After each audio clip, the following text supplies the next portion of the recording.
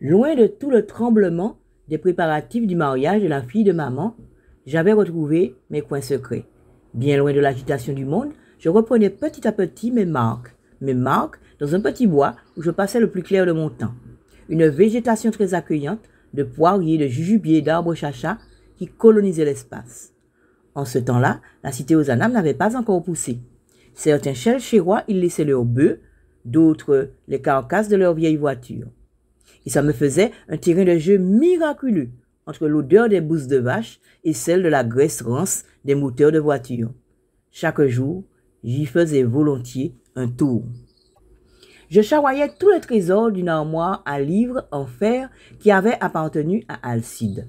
On l'avait caché serré dans un cabinet de toilette que personne n'utilisait. Pourquoi? Je ne sais. Fil de trame, fil de chaîne, les fils d'hier et d'aujourd'hui se croisent entre enfer et paradis. J'y trouvais des livres au titre très engageant pour une fillette au sortir de l'enfance. L'amant de Lady Chatterley ou Léo de Rue-de-Vent ou encore le comte de Monte Cristo. Jour après jour, avec passion, combien d'ouvrages avais-je lu? Loin de l'effervescence de notre petit pavillon, au milieu du petit bois, aux arbres à chacha. Les gousses sèches des arbres à chacha bruissent dans le vent et bercent ma lecture. Chaque après-midi, je faisais un sort aux livres délaissés sur les étagères de l'armoire en fer. D'après-midi en après-midi, le temps des vacances avançait et s'effaçait pour laisser place au grand jour de la rentrée dans le collège de Maman Victoire. J'entrais en 6e, fil de trame, fil de chaîne. Les fils d'hier et d'aujourd'hui se croisent entre enfer et paradis. Le collège de Maman Victoire n'était pas pour moi un mystère. Maman m'y avait déjà emmené à l'approche des grandes vacances lorsque les flamboyants en fleurs parsèment le sol d'immenses tapis rouges ou jaunes. Quand les élèves ont pris la poudre d'escampette pour un autre univers. Le collège où maman enseigne était son royaume et j'y faisais un peu la princesse. Un royaume très étonnant. Dans une salle de classe immense, maman serrait toute la biologie, la physique et la chimie. Organiser et classer les choses et les êtres, c'était les passions de maman Victoire. Des armoires pleines de bouteilles, de bocaux et de boîtes. Dans chaque récipient, on trouvait des végétaux, des minéraux et des animaux aussi. Un grand mille-pattes macérait dans un bocal rempli d'alcool. Et on avait stoppé la folie des ailes de jolis papillons jaunes avec des épingles. Maman me montrait les différences entre les coléoptères, les diptères et les hyménoptères. Dans le royaume de Maman Victoire, les insectes avaient de somptueux noms de famille.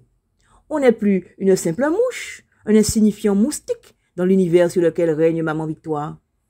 Plus même une coccinelle qui apporte la chance. Une fois traités dans un bain très spécial, les scarabées et les lucioles sont classés et répertoriés. Dans le royaume de Maman Victoire, c'est bien mort qu'on accède à l'élite.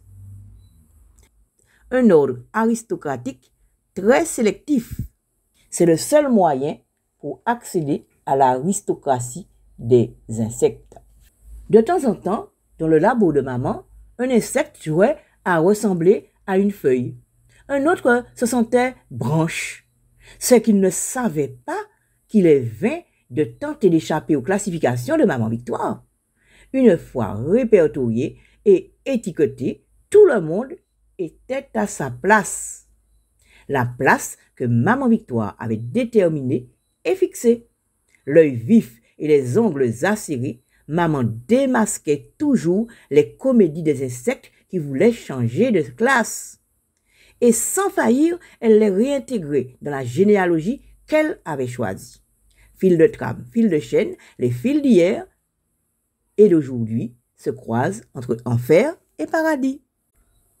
Pour exercer ses grands pouvoirs, Maman Victoire avait aussi les éléments chimiques.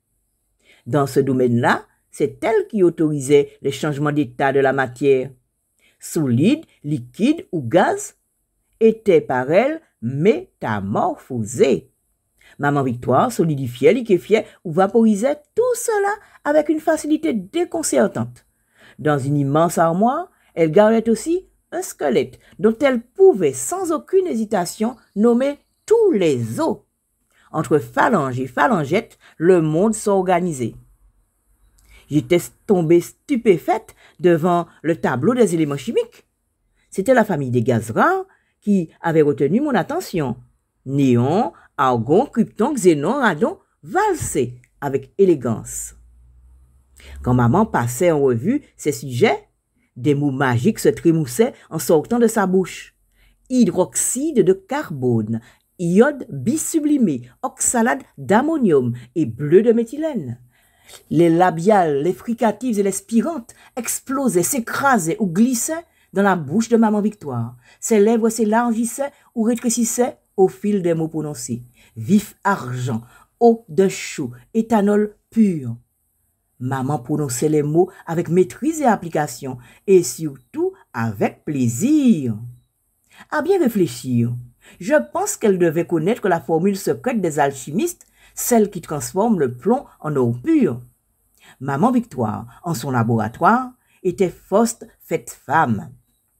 Et chaque jour, je découvrais l'étendue de son savoir. J'étais en 6e et j'étais dans la classe de maman Victoire. Fil de trame, fil de chaîne, les fils d'hier et d'aujourd'hui se croisent entre enfer et paradis. Les 2 années prévues entre les fiançailles et le mariage écoulé, ce fut enfin le jour tant attendu des noces de la fille de maman Victoire. Une noce que maman voulait à la mesure de celle de la fille de sa sœur Mulhouse. Surprenante noce que celle de la fille de maman Victoire. Sur la robe de la mariée, on avait voulu des violettes. Une robe blanche piquée de petites violettes. Chaque violette était un trésor. Il n'était rien que maman Victoire ne pouvait faire pour cette noce. Aux mains des demoiselles d'honneur, des gants de dentelle noirs. Des gants d'une fine dentelle noire qui remontaient presque aux épaules. C'était le chic du chic. Aucune couleur vive. Aucune couleur chaude. Le mariage de la fille de maman Victoire ressemblait comme 2 gouttes d'eau à maman Victoire. Le parme, le violet ou le noir étaient les couleurs dont maman se revêtait depuis le décès d'Alcide. Et il semblait que le chérôme planait encore sur l'univers de sa femme. Aucune couleur chaude, aucune couleur vive.